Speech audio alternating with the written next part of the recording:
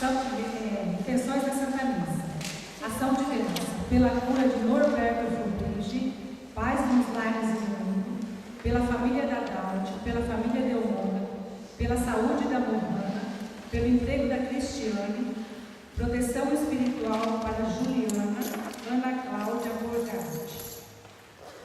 Família Mendes, família Beck Lourenço, família Santos, fortalecimento espiritual de José Carlos e Helena, paz no mundo, aniversário da Márcia Eduarda, proteção espiritual para Isabela, família Fagundes, pelo retorno do Brasil da Zânia e do Michel. Que Deus os abençoe.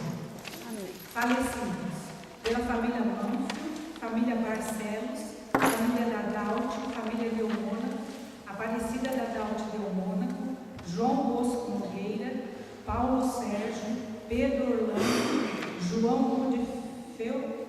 Goodfeller, família Silva e Sacon, Dona Júlia, Dona Luzia, Vicentina Pedrosa, família Fagundes e Aparecida Lopes. Missa do 19º Domingo Comum.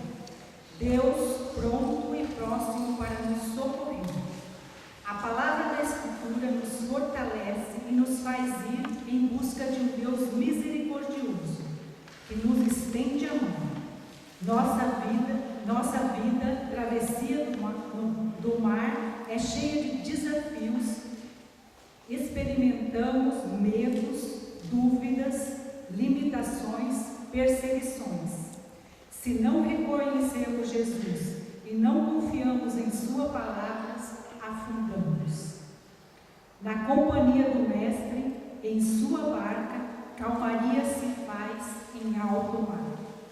Então vamos receber o Padre Marcos e a Nossa Senhora cantando o canto